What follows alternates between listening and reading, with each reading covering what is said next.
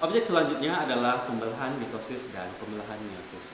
Pembelahan mitosis adalah pembelahan sel yang menghasilkan sel-sel dan kromosomnya sama dengan atau identik dengan sel-sel induknya. Sedangkan pembelahan meiosis adalah di mana pembelahan selnya menghasilkan sel-selnya setengah dari jumlah induknya atau tidak identik dengan induknya tersebut.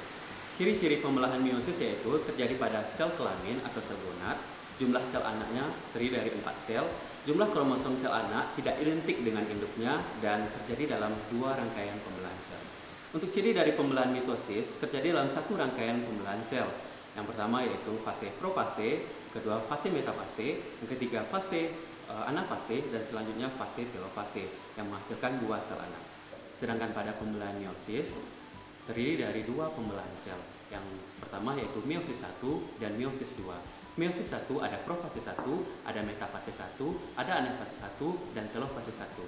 Sedangkan profase 1 adalah profase yang paling panjang, yaitu fase yang paling panjang, yaitu ada leptoten, ada zikoten, ada pakiten, ada diploten, dan diakinesis. Kemudian lanjut pada meiosis 2, ada profase 2, ada metafase 2, ada anafase 2, dan telofase 2 menghasilkan anak 4N atau 4 sel anak.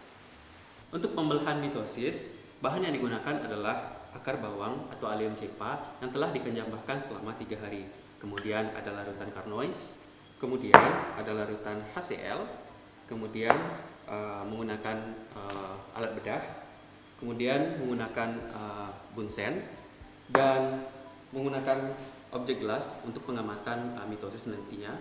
Kemudian ada cover glass untuk menutup bahan yang nanti kita amati. Dan terakhir ada mikroskop untuk melihat atau mengamati proses yang terjadi dan pembelahan yang terjadi pada proses mitosis. Selanjutnya kita mulai untuk praktikumnya. Baik, untuk praktikum mitosis kita menggunakan bawang atau Allium cepa. Yang kita ambil dalam bawang ini adalah pada bagian ujung. Kemudian setelah kita ambil di bagian ujungnya, kemudian kita taruh di objek gelas.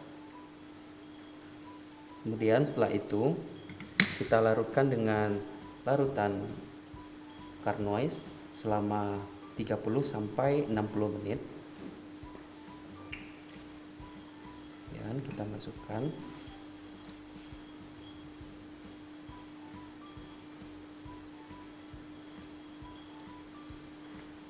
seperti ini dan kita diamkan. Kemudian akar bawang yang telah difiksasi di larutan carnoise tadi kita pindahkan ke objek gelas, dan jangan lupa kita bersihkan di area pinggir objek gelas ini karena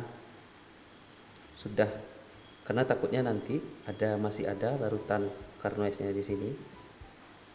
Kita bersihkan bagian pinggirnya.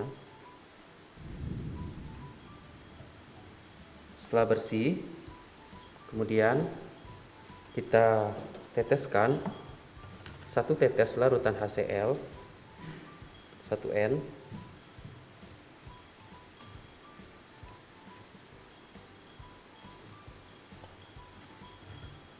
Setelah itu kita panaskan di bunsen. Tujuan untuk pemanasan di bunsen adalah untuk memecah dinding sel pada akar daun bawang dan memudahkan untuk pengamatan nantinya. Setelah kita teteskan dengan HCl, kemudian kita panaskan di atas bunsen. Akan tetapi jangan sampai kering atau gosong pada akar bawangnya. Kemudian kita panaskan sampai 1-2 menit.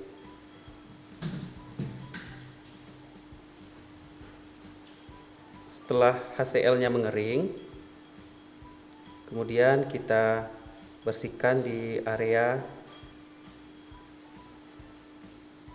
pinggir objek gelas tersebut supaya HCl di sini tidak ada lagi.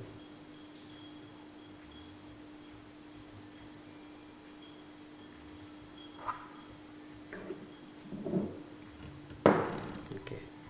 Setelah kita maserasi dengan menggunakan ACL, kemudian kita tambahkan dan kita tetesi dengan larutan asetoorsein 1 tetes saja. Ini gunanya untuk pewarnaan kromosom. Setelah itu kita diamkan 5-10 menit. Selanjutnya, setelah kita tetesi dengan larutan asetoorsein untuk pewarnaan, kemudian kita bersihkan sisa-sisa dari larutan asetoorsein sampai larutannya itu tidak ada lagi di permukaan cover glass. Setelah itu kita tutup menggunakan cover glass dan kemudian kita squash menggunakan tisu yang diambil sebanyak 2-3 lembar. Kemudian kita squash ini caranya adalah dengan menempelkan beberapa helai tisu di bagian objek yang telah kita buat. Kemudian kita taruh tisu tersebut di objek gelas, kemudian kita tekan menggunakan jempol kita.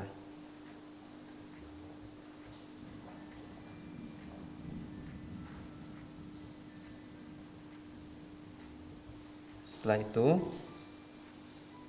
objek siap untuk diamati. Selanjutnya kita amati menggunakan mikroskop. Pertama, mikroskop kita hidupkan dulu, kemudian kita taruh, kemudian kita amati menggunakan perbesaran yang paling kecil dulu. Apabila pada masing-masing sel ini sudah tampak atau terlihat, kemudian kita lanjut pada perbesaran berikutnya, yaitu perbesaran 10. Dan apabila kita mau pengamatan sel-selnya secara jelas dan lengkap untuk melihat fase-fase profase, metafase, anafase sampai telofase, kita menggunakan perbesaran yang 100. Untuk perbesaran 100 sendiri, kita menggunakan minyak emersi untuk melihat supaya tidak terjadi bias pada saat pengamatan. Oke, untuk pembelahan meiosis kita menggunakan falanga atau belalang. Kita akan mengambil bagian testis dari belalang jantan. Langkah pertama yaitu belalang jantannya kita potong di bagian torak atau kepalanya seperti ini, dan kita potong kakinya, dan setelah itu di bagian torak sampai abdomen kita potong sampai ke belakang bagian ekornya. Kemudian belalang itu dibuka dan kelihatan pada bagian warna kuning dan warna orange itu adalah testis dari belalang jantan. Kemudian testisnya diambil, kemudian kita letakkan di objek gelas. Setelah itu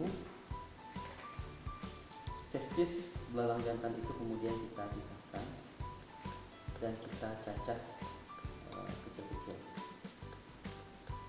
Dan di sini kita tambahkan juga aquades.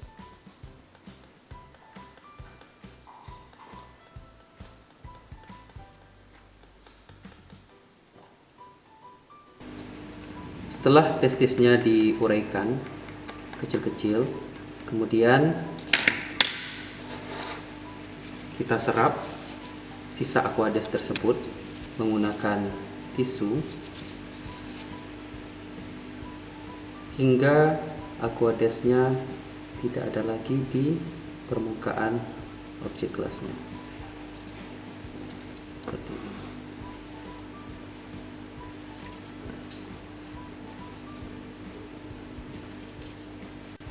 Setelah aquades terserap dan kering bagian permukaannya, kemudian kita masukkan acetoorsein 5-10 menit.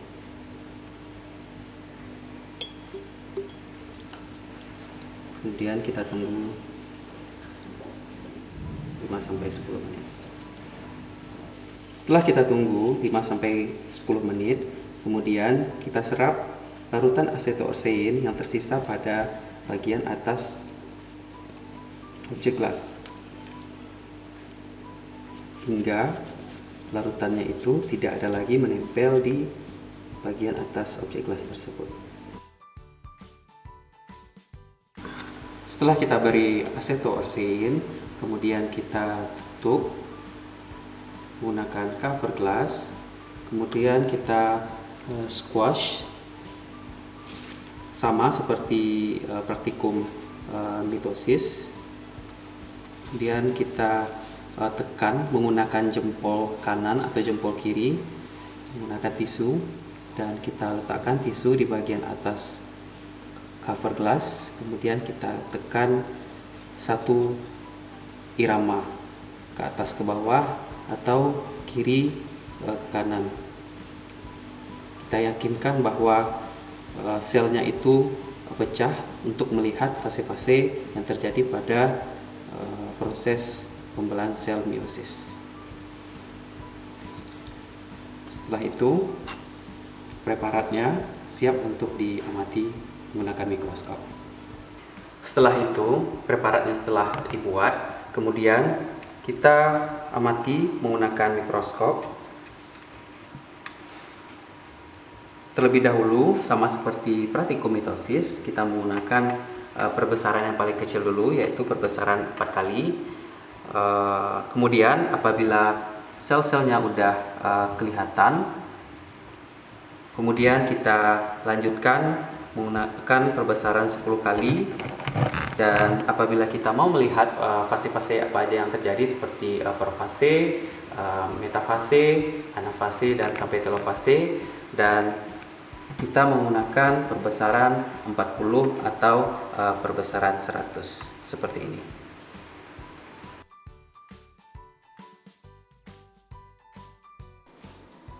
Setelah kita melakukan pembuatan, kemudian preparatnya kita taruh di atas mikroskop. Kemudian untuk lebih detail melihat beberapa fase-fase pada pembelahan mitosis maupun meiosis, kita menggunakan perbesaran 100 menggunakan minyak emersi, dan setelah kita taruh di sini dan tertampil di layar, di sini adalah bisa kita lihat ini adalah fase profase. Fase profase di mana benang-benang kromatinnya belum terbentuk di sini. Benang-benang kromatinnya, kromosomnya terlihat jelas di sini. Bisa kita lihat ini berbentuk bulat adalah fase-fase profase. Kemudian di sini ada fase metafase, di mana fase metafase di sini kita lihat benang-benang kromatinnya sudah berada pada bidang ekuator, sudah berada di tengah. Di sini ada dua